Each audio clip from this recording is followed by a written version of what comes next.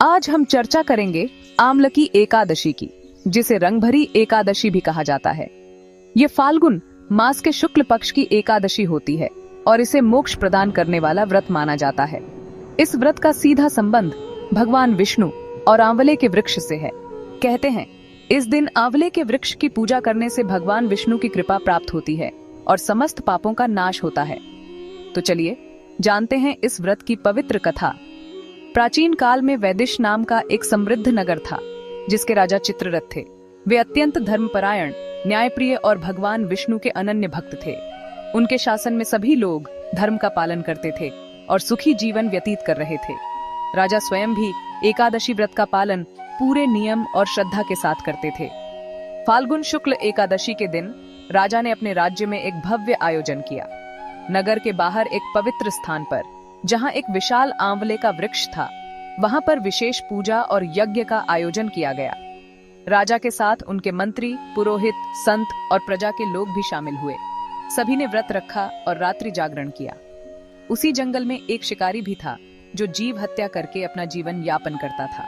संयोग से वह भी भोजन की तलाश में उस स्थान पर आ पहुंचा, जहां राजा और उनकी प्रजा व्रत कर रही थी।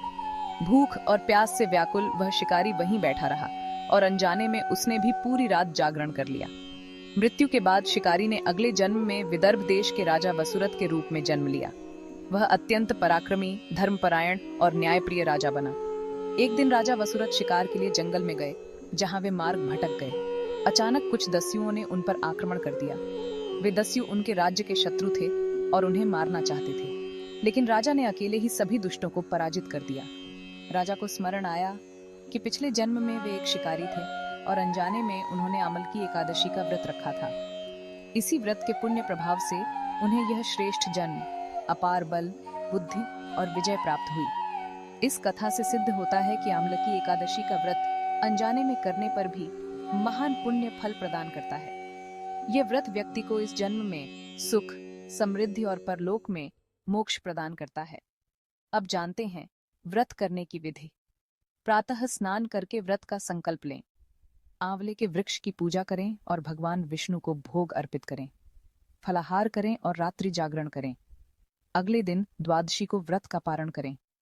अगर आपको यह कथा अच्छी लगी हो तो हरी कथा अनंथा चैनल को सब्सक्राइब करें, वीडियो को लाइक करें और अपने मित्रों व परिवार के साथ साझा करें। जय श्री हरि।